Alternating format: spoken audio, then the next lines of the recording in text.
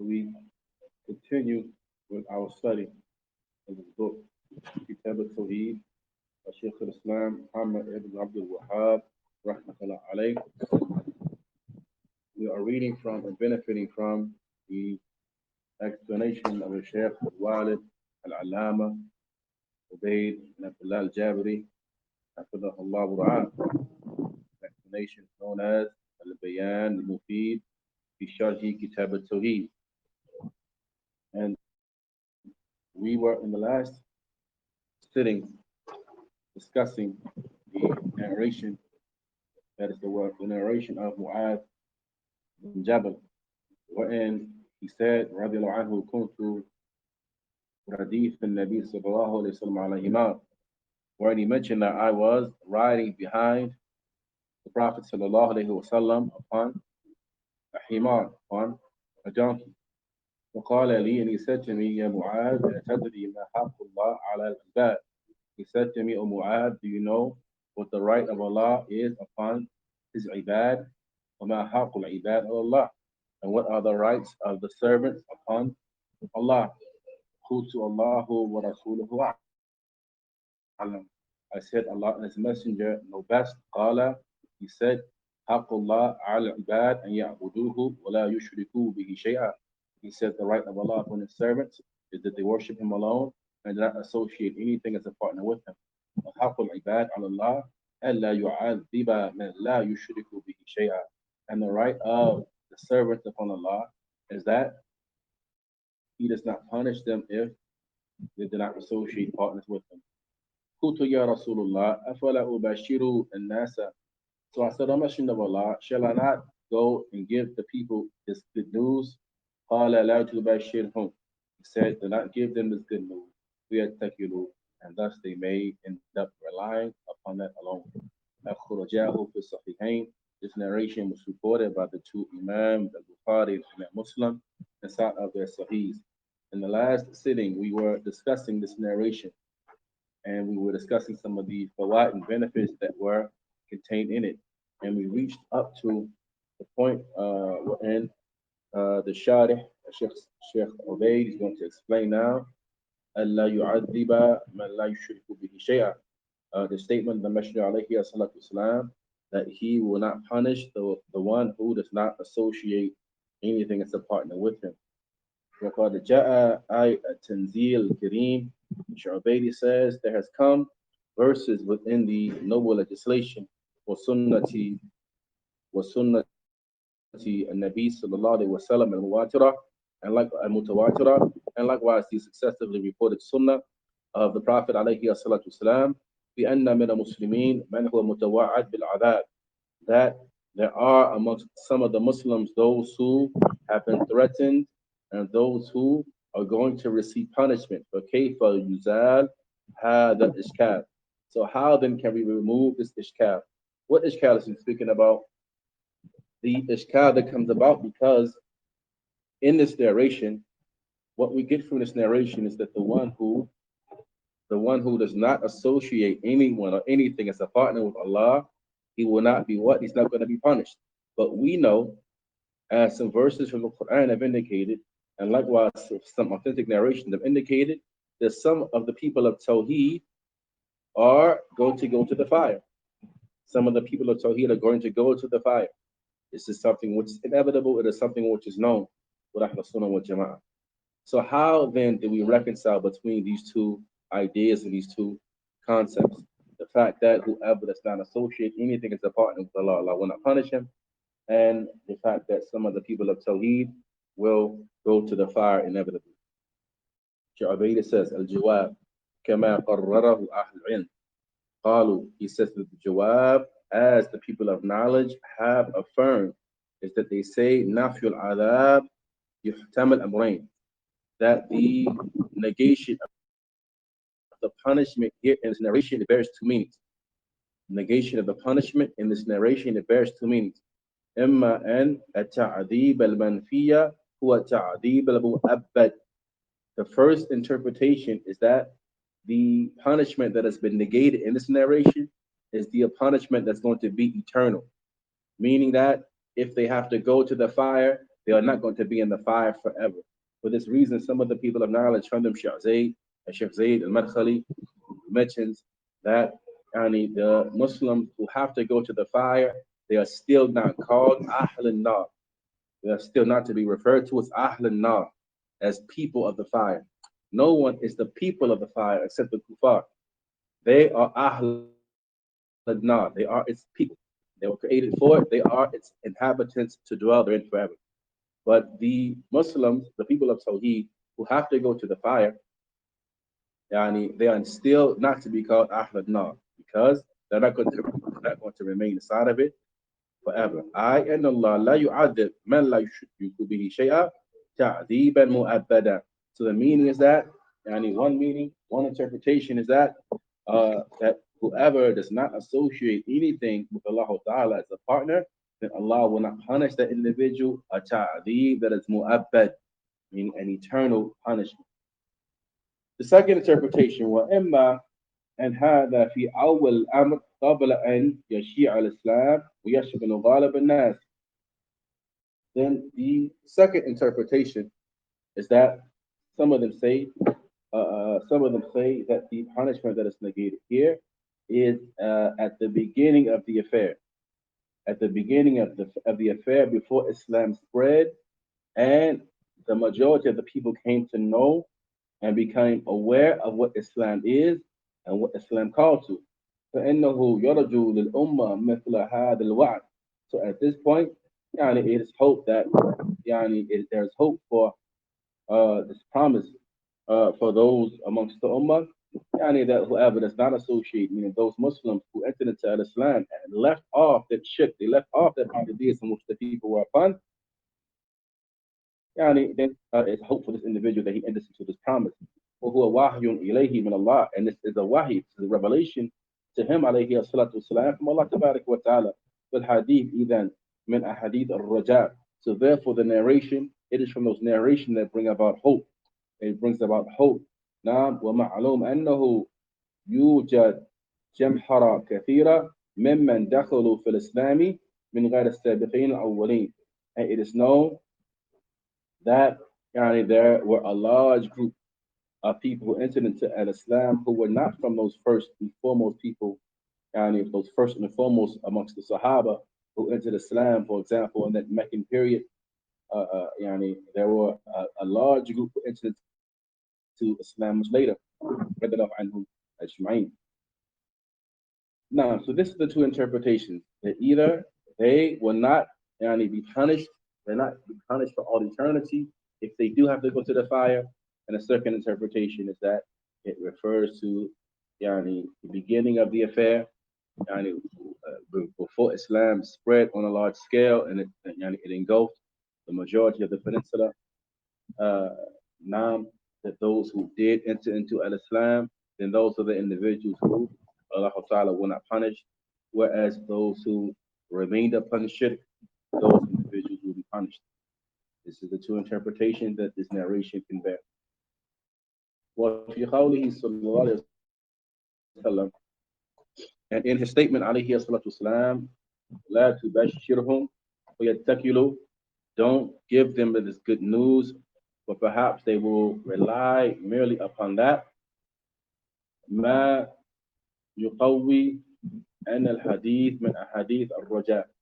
In this lies support for the fact that this narration is from the narration that bring about raja, it brings about hope. When a Muslim hears things like this, it increases their hope for what is with Allah Ta'ala, and this portion of the narration strengthens and support this narration being from the ahadith al-raja. والمسلمون متعبدون لله بعبادات علمية وهي الاعتقادات. For the Muslims, they are those who worship Allah Ta'ala بعبادات علمية, with knowledge-based acts of worship.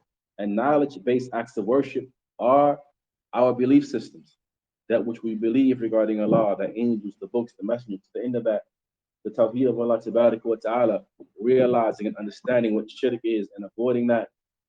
Now, this firm understanding that we have of Tawheed and proper Aqidah, this is ibadah. It is ibadah ilmiyah. وعبادات عملية. And likewise, you have the ibadat that are amaliyah, that are action-based acts of worship, such as salah, zakah, siyam, and hajj. As for and this concludes the explanation of the narration itself. As for the fawaid from this bab, or fawaid that are attained from the hadith, the first fa'idah that is attained from the hadith, حسن سياسة النبي صلى الله عليه وسلم وبديع ما أتاه الله من الحكمة وفصل الخطاب إذا طرح هذه القضية على صاحبه معاذ رضي الله عنه في سورة السؤال تشريقا, is the excellent diplomacy which the Prophet ﷺ displayed, and the exemplary mannerisms that Allah Ta'ala had given him, and the tremendous wisdom that he had given him, and fasl khitab, the ability to make short and concise statements that were profound in their meanings and implications, and excellent teaching style which he had ﷺ. And we find this prophetic method of teaching, presentation of a concept in the form of a question. Presentation of a concept in the form of a question. So the teacher presents a question to the student, and this question that he presents, as the Shaykh says, tashwiqan, yani it incites and encourages the student to have a craving and a desire for the answer. And so this teaching style, we find our ulama employing this teaching style even up to this day in which we live. From them, Shaykh Allama Hafidh Al-Hakimi, in his book, A'lam al-Sunnah al-Manshura, signposts of the propagated Sunnah, he presents questions that the Muslim is in need of knowing the answer to, and then he presents the answer, question and answer format. This is from the prophetic methods of teaching, and other than that, from the books which have been written in this particular style. And likewise, we find the teachers, the ulama, they test their students. They test their students. So this is a prophetic method. And the second fa'idah that we get from this narration, يجب على العباد عبادة الله الخالصة هذا الحق فرض, that it is obligatory upon the servants to worship Allah wa ta'ala purely and sincerely, making their worship pure for Him subhanahu wa ta'ala. And this is an obligatory right that is due to Allah ta'ala. Thirdly, سعة فضل الله وسعة رحمته subhanahu wa ta'ala, the vastness of the bounty of Allah ta'ala and the vastness of His mercy. For if the servant does that which Allah ta'ala has made binding upon him, does Allah ta'ala benefit from it? Of course He is. Of course Allah ta'ala does not benefit from our worship. Allah is not in need of our worship. So the worship, in reality, we are in need of it. Why? Because it benefits us. It benefits us. We are the ones that are in need of Allah ta'ala. Shaykh Ibn Taymiyyah rahmatullah mentions, and that was attributed to him, this qasida at-ta'iyya fil iftiqar ila Allah. The Shaykh says, أنا فقير إلى رب البريات أنا المسيكن في مجموع حالاتي أنا الظلوم للنفس وحي ظالمتي والخير إن ياتنا من عنده ياتي. He said in these beautiful lines of poetry, and it's a beautiful poem that we advise with memorizing, if you can memorize it, or at least read it and refer back to it. Beautiful lines of poetry. He says, أنا فقير إلى رب البريات, I am poor and in need of the Lord of the creation. أنا المسيكن في مجموع حالاتي, and I am impoverished and poor in every single way. أنا الظلوم لنفسي وحي ظالمتي, I am an oppressor of my own soul, and my soul is its own oppression. والخير إن ياتنا من عنده ياتي, and all good that comes to us, it comes from Him subhanahu wa ta'ala.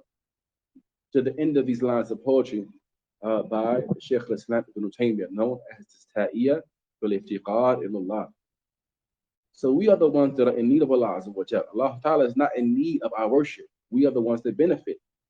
And so when we enact this act of worship, singing Allah Ta'ala in Tawhīd, worshiping Him alone subhanahu wa ta'ala, it benefits, the benefit in that comes back to us, and he turns around and rewards us for doing that which was of our own benefit anyway. Allahu Akbar. Imam Al-Shafi'i, he mentions in Ar-Risaalah, in the introduction to Ar-Risaalah, he begins this book by saying the praises for Allah, to whom gratitude for one of his favors cannot be paid except through another one of his favors. Look at this concept. Gratitude for one of his favors cannot be paid except through another one of his favors. Allah Ta'ala blesses you with something. Now, it is incumbent upon you to display gratitude for the blessing which he gave you. But you have to use something else which he gave you to show gratitude to him for the blessing that he gave you. So this necessitates that we are always grateful to Allah Ta'ala. We have to be grateful for the initial blessing, and likewise for the ability to show gratitude for that blessing. Because if Allah Ta'ala did not give us the ability to worship him,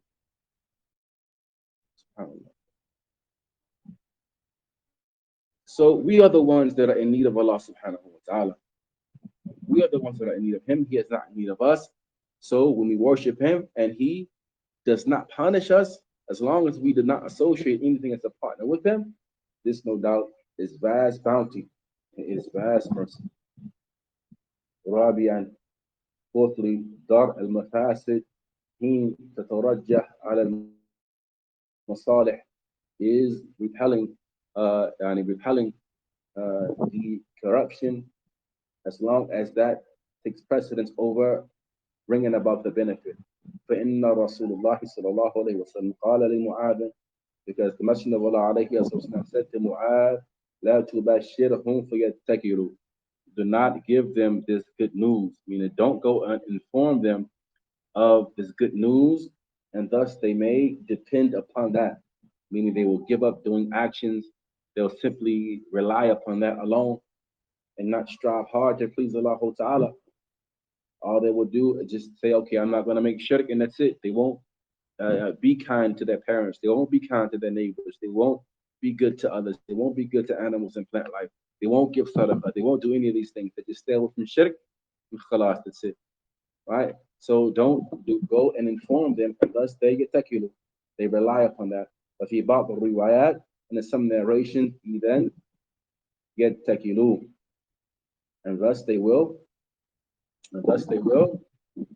simply rely upon this. فإن هذه الجملة دليل على هذه القاعدة. So therefore, this jumla, this portion of the hadith, it indicates this principle. Dar al-mafasid, repelling harm takes precedence over bringing about a benefit. Now, he says that وهي تقديم درء المفاسد على جلب المصالح إذا كانت المفاسد أكبر. And this principle is repelling harm takes precedence over bringing about benefit if the harm that will be caused is greater than the benefit that will possibly be brought about. وهذه القاعدة لا يفقهها حق فقه إلا أهل السنة والجماعة. And this qaida is not understood as it should be understood by any except Ahl al-Sunnah wal Jama'ah. جعلنا الله وإياكم منهم في الحياة الدنيا وفي الآخرة. May Allah Ta'ala make us and you from amongst them in this life as well as the hereafter. خامسا, fifthly, استحباب بشارة المؤمن بما يسره, is it being recommended to give a Muslim good news that will please him.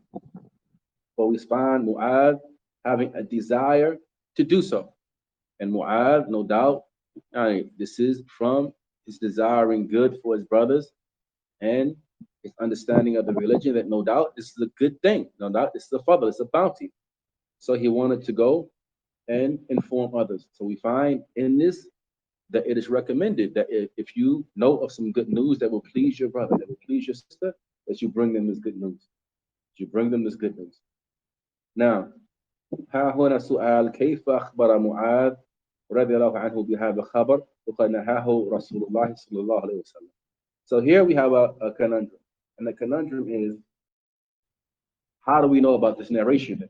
If Mu'adh was prohibited from the Messenger alayhi salatu wasalam from giving the people this good news, then why is it that we have this narration? Why do we have this piece of information? The jawab, inna Mu'adhan رضي الله عنه لم يخبر هذا الخبر الذي حدثه به رسول الله صلى الله عليه وسلم إلا عند موته تأثما أي تهربا من كتم العلم. The response is that Mu'adh did not give this information out. He did not spread this khabar which the Messenger of Allah alayhi had informed him of, except after the death of the Messenger of Allah alayhi out of fear of falling into another sin. And that sin is what? Katmul ilm, is concealing knowledge. The sin of concealing knowledge. Now, يعني خاف أو خشي أن يموت كاتما علما خصه به رسول الله صلى الله عليه وسلم, meaning that he was afraid or he feared dying as one who concealed knowledge that the Messenger of Allah alayhi had given him specifically. سادسا, the sixth benefit that we get from this narration, يجوز للمعلم أن يخص بعض تلامذته بخصائص من العلم دون سائر التلاميذ خشية ألا يفهمه بعضهم. It is permissible for a teacher. It is permissible for a teacher to specify some of his students with certain aspects of knowledge that he does not give to other students out of fear that some of them are not going to be able to understand that. So this shows you the great virtue of Mu'adh, right? As we're going to see in one of the subsequent points, that the Messenger of Allah alayhi knew that Mu'adh would understand it. He knew that Mu'adh would understand it. And he would understand it as it should be understood. Now, a possible erroneous understanding that can be derived from it is what the Messenger of Allah said in the Hadith. But he knew that Mu'adh would not be like this. He knew that Mu'adh would not simply rely upon that and give up work, right? And so he specified Mu'adh with this knowledge. So we find that this is something permissible to do. Now, he says that هذا أمر مشاهد معلوم. This is something which is known, and it is something which is, we witness this and we see this. Meaning, some of the teachers from the students of knowledge, or some of the teachers from the ulama, they may specify some of their students with certain branches of ilm, as others amongst them are not going to be able to grasp certain concepts. Maybe they're not on that level. لو أحضر المعلم طلابا. So for example, he says, you may have some tulab, some students, they may attend the gatherings of a particular teacher. في المرحلة المتوسطة, some of them are on the intermediate level. وآخرين في المرحلة المجامعة or الجامعية. And others amongst them are on a collegiate level. So you have some that are on an intermediate level, and other students in the same class, the same gathering, they are on a collegiate level. والذين يفهمون كلام ابن حجر في فتح الباري والنبوي والطيبي وغيرهم من العلماء هم القسم الثاني. So the students within this particular group, now mind you, we said that you have some students in that group, they are on an intermediate level. Some students in that group are on a collegiate level. So when the teacher, he begins speaking, mentioning the speech of Ibn Hajar within Fath al-Bari, for example, or the speech of An-Nawawi, or the speech of At-Tawhīd, and other than them from the scholars, who is going to likely understand this speech? Is going to be the students that are on a collegiate level. So if the teacher were to specify them with some of that speech, while the rest of the students, he speaks to their level, then this is something which we find a precedence for. He says, فَلَوْ أَنَّهُ اسْتَوَى بَيْنَهُمْ أَخْطَأَ. So therefore, if you were to treat all of them the same and give all of them the same information, then that teacher would be in error at this point. سابعا, يجب على من سئل عن علم لا يعلمه أن يكله إلى الله سبحانه وتعالى وقد فصلنا في هذه المسألة. Seventh, that whoever is asked a question to which he or she does not know the answer, then it is obligatory upon them to relegate the knowledge to Allah subhanahu wa ta'ala. And we've already spoken regarding this in the last class. We refer you back to the last class regarding the details of saying Allahu A'lam, and what is said during the time of the Messenger of Allah, what is said after his death, and so on and so forth. We touched upon this in the last sitting. ثامنا eighth فضيلة معاذ رضي الله عنه إذا خصه رسول الله صلى الله عليه وسلم بما لم يحدث به غيره. The virtue of Mu'adh, as we mentioned and alluded to earlier, for the Messenger of Allah alayhi salatu wasalam specified him with that which he did not narrate to others besides him. تاسعا, ninth and final fa'idah extracted from this narration, جواز الإرداف على الدابة بشرط أن تطيق ذلك والله أعلم. The permissibility of two people riding upon an animal, one riding behind the other, with the condition that the animal is able to take that. If the animal is able to handle it, meaning that you're not to overburden even an animal. You're not to overburden even an animal. And Allah Ta'ala knows best. This concludes that chapter, and we will pick up bi'idhnillahi ta'ala in the next sitting with the next chapter, Bab Fadl At-Tawhīd wa ma yukaffiru min adh-dhunub, or chapter, the virtue of Tawheed and what it removes of sins. And we have some questions that were sent to us. Bi'idhnillahi ta'ala, we're going to try to address them. That which Allah Ta'ala facilitate to make it easy for us. Bismillah. So the first question, the questioner begins, Assalamu alaikum wa rahmatullahi wa barakatuh. Wa alaikum assalam wa rahmatullahi wa barakatuh. Is it allowed and acceptable to make the sunnah prayers while driving? Jazakallahu khairan. As it relates to this issue, that which I am aware of regarding it is that the obligatory prayers, it is a must that one stand on the ground if he or she is capable of standing upon the ground. You must stand up on the ground if one is capable of standing upon the ground. And it's because whenever the Messenger of Allah was traveling or on a journey and the obligatory salawat came in, they would dismount. They would dismount and they would pray the obligatory prayers on the ground. However, as it relates to the supererogatory prayers, then one can make the supererogatory prayers upon their riding beast, or in this case, inside of the vehicle. It's permissible to make the supererogatory prayers inside of the vehicle. Ideally, as what the Messenger of Allah would do, alayhi salatu wasalam, and he would turn his animal towards the Qibla to make the takbir. And then thereafter, he would let the animal walk in its direction, the direction that they had intended to go. So if you have the ability to do this, then this is what is ideal and better. However, if one does not have the ability to do that, then there is no harm upon you making these supererogatory prayers in whatever direction you're driving, and you would indicate your bowings and your prostrations accordingly.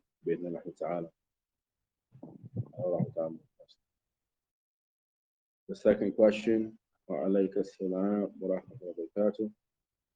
how can a sister get married if she has no wali, no wakil, and a potential spouse lives in another community or another state?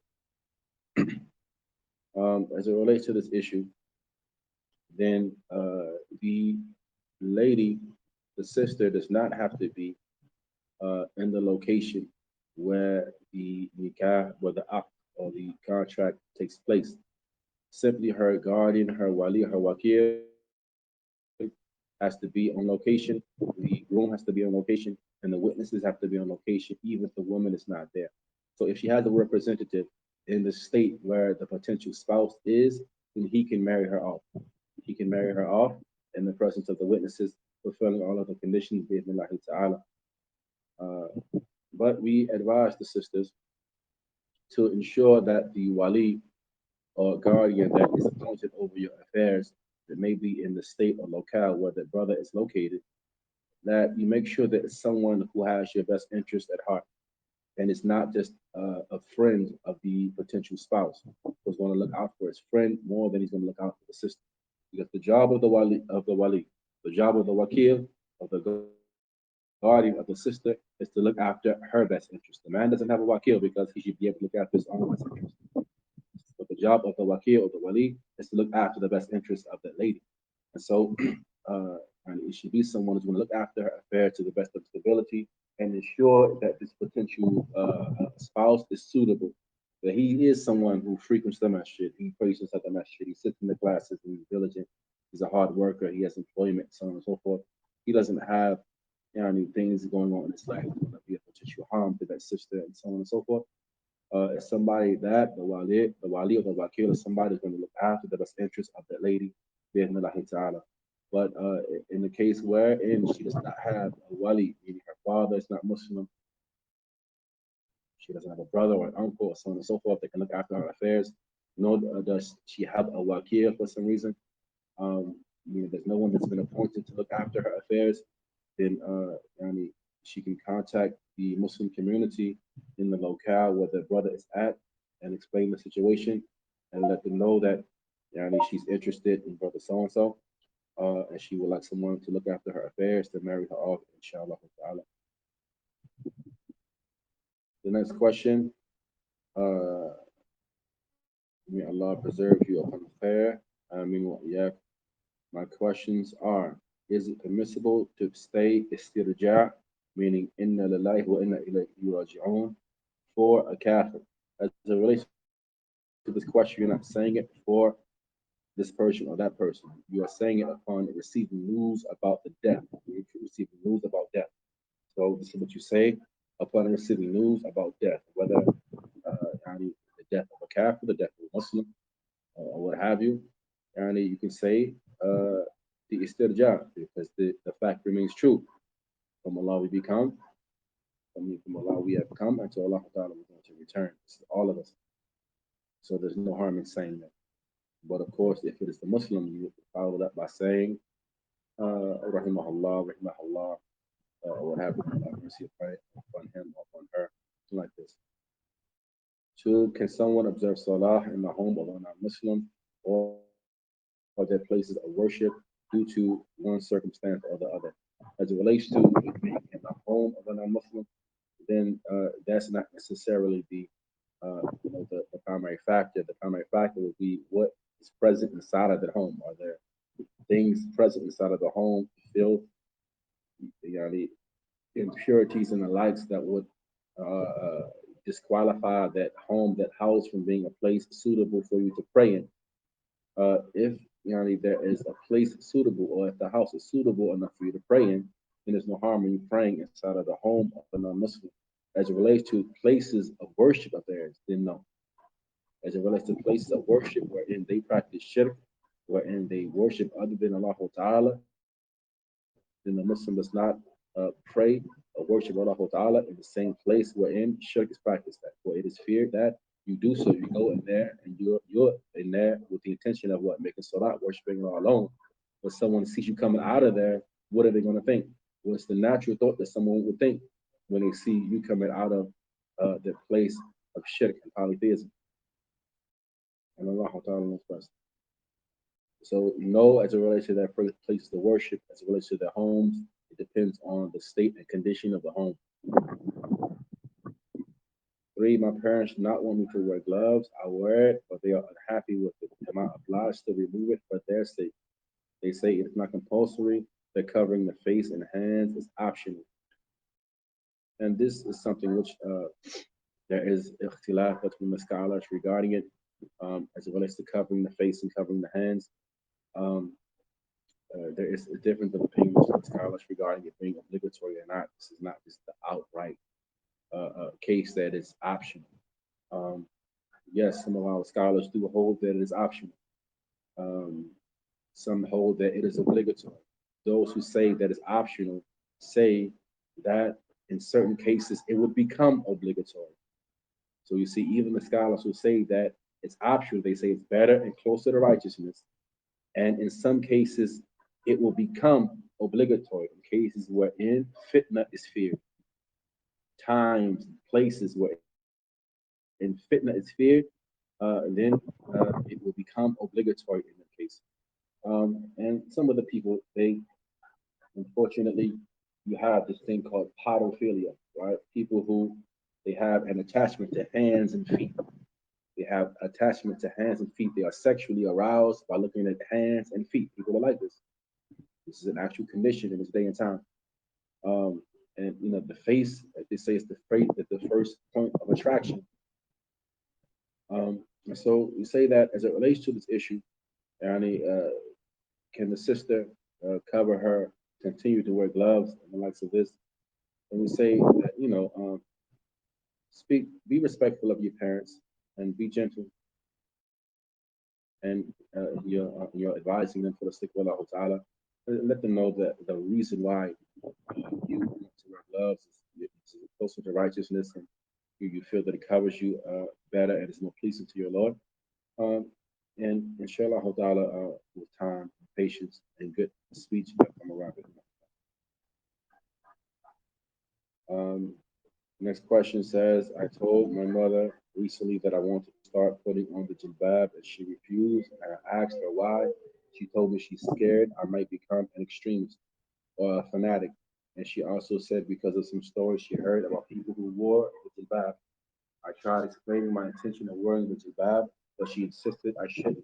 I told my dad, but he listened to me and accepted my request. But he is bothered about my mother's refusal to it. Should I wear the jilbab because my dad has no issue with it or not? And will I be sinful for disobeying my mother? You will not be sinful for disobeying your mother in this. And she's still your mother. She's still worthy of your respect and your good speech. But you let her know as respectfully as possible that there is no obedience to the creation and disobedience of the Creator. And if Allah Azza wa Jal commands you with the wearing of proper hijab and you want to obey your Lord, but your mother, on the other hand, wants you to disobey Allah, then you will choose to obey your Lord,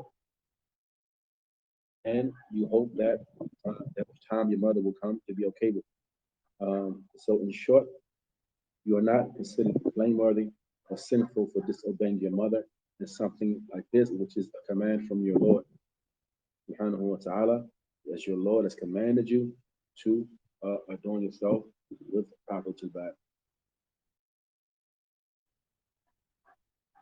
Next question.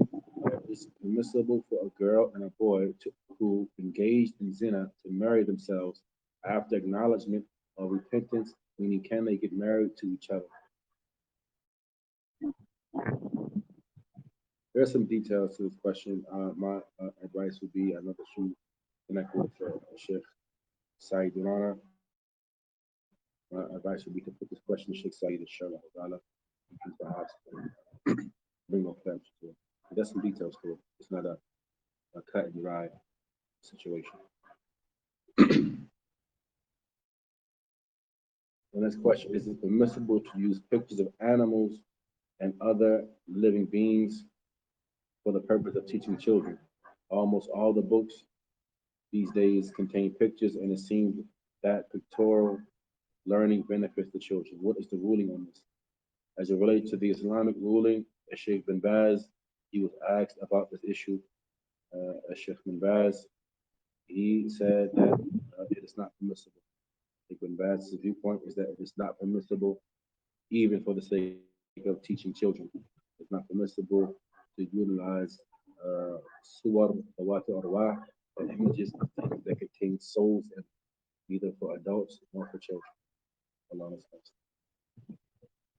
And this is the safest answer. You're likely able to find something from some other ulama saying otherwise. However, this the safest answer. Next question: can a female born out of wedlock get married without her father's consent, since he is not her father according to the Sharia? As it relates to this issue, then the short answer The short answer is um, the fornicating father in this instance. The fornicating father does not have the legislative right to marry off his daughter. He did not have the legislative right to marry off his daughter. Now, she cannot go and marry herself off, and she cannot go just choose who she wants her wali or wakil to be thereafter. Nor can she uh, utilize this as a means um, to disobey the request or the advice of that person who has been acting as her father, even though he is not legislatively your father. What I mean by this is that perhaps you have this man, he's made this mistake, but he's trying to step up and do the right thing. He's trying to raise her as best as he can Islamically and be in her life and things like this, right? Um, and now it comes time for her to get married. Perhaps she wants to marry one particular person, but that brother, her father from Zina, does not see that person to be fit. Perhaps he sees somebody else to be more fit. Maybe he knows something about that brother. And he says, no, I don't think you should marry him. So she now wants to say, well, you know what? You're not my father anyway, legislatively. So therefore, I'm going to disobey your command. If the issue is like that, we say that she should fear Allah. She should fear Allah. No, he's not legislatively her father, and he does not have the outright right to marry her off. Um, However, if he has stepped up and he is trying to be in her life and do the right thing, raise her and advise her for the sake of Allah and give her Islam to the best of his ability, then he should be cooperated within that. It still does not give him the legislative right to marry her off, but and he should be acknowledged and cooperated with as it relates to that. The reason why we say this is that we know that with regards to the uh, the child born out of wedlock, the opinion of the majority of the scholars is that the child does not have any Islamic connection to its father. It's the view of the majority of the scholars. But some of the scholars, however, say that this is only in a case wherein there is doubt regarding the paternity. But if there is no doubt regarding the paternity, then the child is attributed to its father in most rulings, and that father is considered to be legislatively the father of that child. As they say, the scholars of this viewpoint say that there's no child except that it has a father, with the exception of who? Of course, Isa, Maryam, and Adam alayhi salam. They point to as evidence for this the story of Juraj. You're familiar with the story of Juraj, wherein Juraj was a worshipper. He was a worshipper. And in this qissa, which is well known in the books of Hadith, and Juraj's mother called him while he was praying, and he did not know whether to answer his mother or to continue in his prayer. She continued calling him, so he continued praying. He said, oh Allah, my mother in my prayer. He chose to continue praying. And his mother supplicated against him, said, may you not die until you look into the faces of prostitutes. Some of the scholars, they say that this is the strength of the dua of the parent for or against their child. If the parent makes dua for or against their child, it's very strong, as we see in this narration. That his mother made this dua against them, and she, being anonymous, made this dua against her son Juraj, and there was a prostitute lady. This prostitute lady, and she was so beautiful, it was said that whenever the children of Israel had to strike an example of beauty, they would use her as the example of beauty. They would say it was beautiful like such and such. The moon was beautiful like such and such, mentioning her name. It's how beautiful this prostitute lady was. And so she told the people one day that she was going to go to Juraj and put him to trial.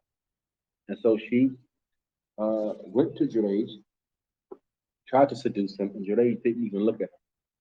And she thereafter went to a shepherd, seduced him, fornicated with him, and and got pregnant from that fornication and brought forth a child. And she said, this child belongs to Jurayj.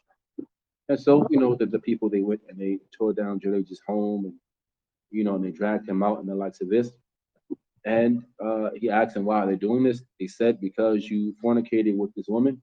He said, no, I did not fornicate with her. They said, yes, you fornicated with her, and she had this child for you. He said, bring me the child. And he went, he performed ablution, and he made 2 raka'at. The scholars, they bring the benefit from this narration, this portion of the narration, that wudu was likewise a part of the legislation of those who came before us. But he performed wudu, prayed 2 raka'at, and poked the child in his belly and said, who is your father? He said, so-and-so the shepherd is my father. And so upon this, and they knew and they realized this was a miracle that the baby still at an age when babies are not able to speak, and it spoke and revealed who its father was, and they accepted that ruling, even though the shepherd was its father by way of what? Fornication. They accepted the ruling because there was no doubt about it. So in a case where there is doubt, according to some other ulama, then this is how the narration is applied. Whereas if there is no doubt about the paternity of that child, then it is attributed to its fornicating father. With that being the case, if you have a situation like this and the person has been acting as though they are the father of that child the whole time, and the child has been acknowledging their father the whole time, then they should not get upset at each other one day and say, you know what, you're not my father anyway because you fornicated with my mom. Or the father should not get upset with the child and say, you know what, you're not my real child anyway because you were born from zina. But rather, if they've been conducting themselves as father and daughter the whole time, they should continue conducting their affairs in such a manner. And if the person has been trying to step up and be a father to that child and provide and teach and educate and so on and so forth, they should not be hindered from doing so. Allah Ta'ala knows best. But as it relates to the general ruling, because there are certain rulings that will not be applicable, even if we take the ruling of the second group of scholars that it is the child, the father of the child, certain rulings will not be applicable, such as the child cannot take his last name or the name of its father. The child cannot inherit from that father. The father cannot inherit from that child. And likewise, when it comes to marrying the child off, he will not have the outright right to do so. He will not have the outright right to do so. But if his advice is given, then his advice should be heeded, inshallah. Along's best. Next question. What are the causes of having bad thoughts about Allah, and how can we prevent it from happening? As it relates to the causes of having bad thoughts about Allah, there are many. First, we need to know the statement of the Messenger of Allah Islam in the Hadith Qudsi that Allah Azza wa Jalla said, Ana inda wanni abdi bi, that I am as my servant thinks that I am. Meaning that we should have a good thought about Allah Ta'ala. If you have a good thought about Allah Ta'ala, Allah is going to be over and above whatever you could have thought about. If you have a bad thought about Allah Ta'ala, you think that Allah is going to punish you for your sins. You think that Allah Ta'ala is not going to forgive you. You think that Allah, he does not have the ability to heal you. You think that Allah Ta'ala does not have the ability to enrich you.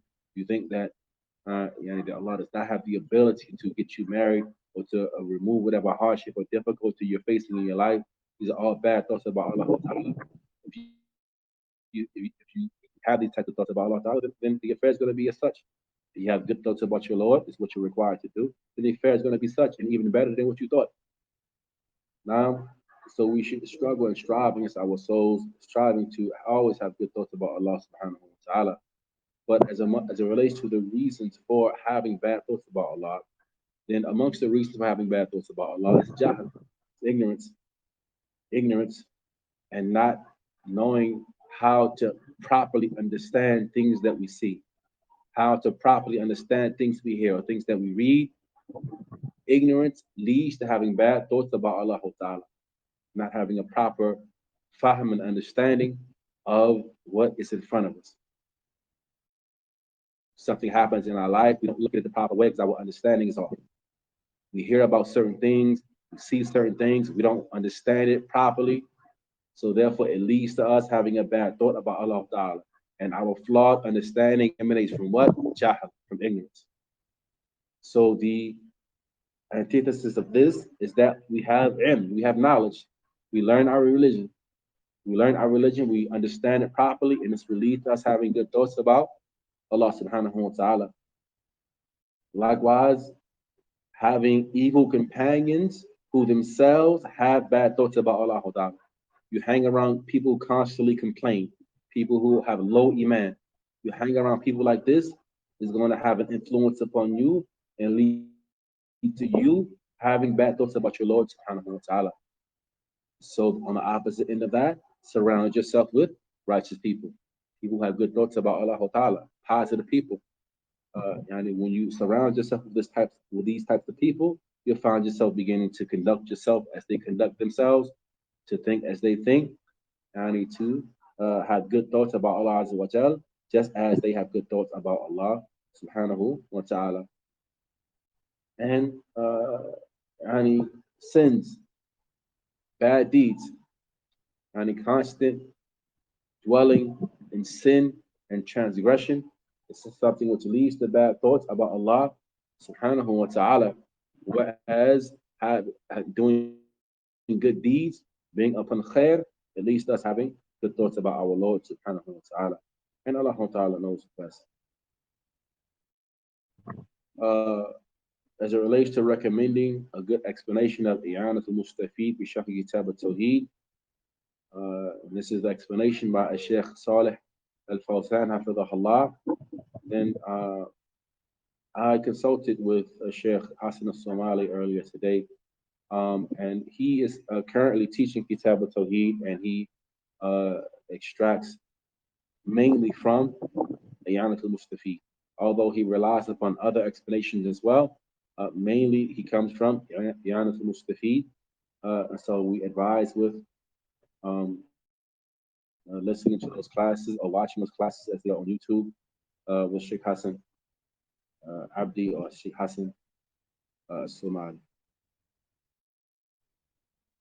Likewise, there's an explanation, an audio explanation by Shaykh Abu Talha Dawood Berber, Allah, that you can find online. It's on SoundCloud as well. But his explanation, his audios, he's utilizing mainly Shaykh Sa'di's explanation, along with, I believe, Fath Majid. Is it permissible for a woman to travel without a mahram if it's less than 24 hours? How many hours it may be, because it could be 23 hours and 59 minutes. However many hours it is, it's not necessarily the important factor. But as scholars, they say, from them, Shaykh bin Baz mentions that if it is considered to be, or if it is approximately 80 kilometers or more, that is considered to be travel. Approximately 80 kilometers or more is considered to be travel. And 80 kilometers in miles is approximately 50 miles. Approximately 50 miles or so. Other scholars from them, Shaykh Ubaid and others, have said that if it's customarily considered to be travel in any particular locale, then it's travel.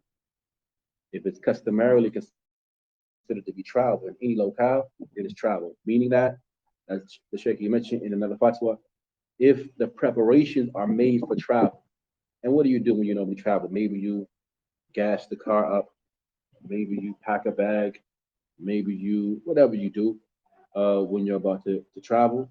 If you do that, it's considered to be travel. You say the travel is dua, things like that, it's considered to be travel. And so if you take either of these two views, that of Shaykh bin Baz, that 80 kilometers or more is travel, that which is less than that is not, so approximately 50 miles or so will be travel, or you take the viewpoint of Shaykh Ubaid, then this is a criterion for you to let you know that even if it's less than 24 hours, but as far as the distance is concerned, the distance covered is considered to be travel, whether it's this or that, then it's not permissible for the woman to travel that. without a mahram if she believes in Allah and the last day.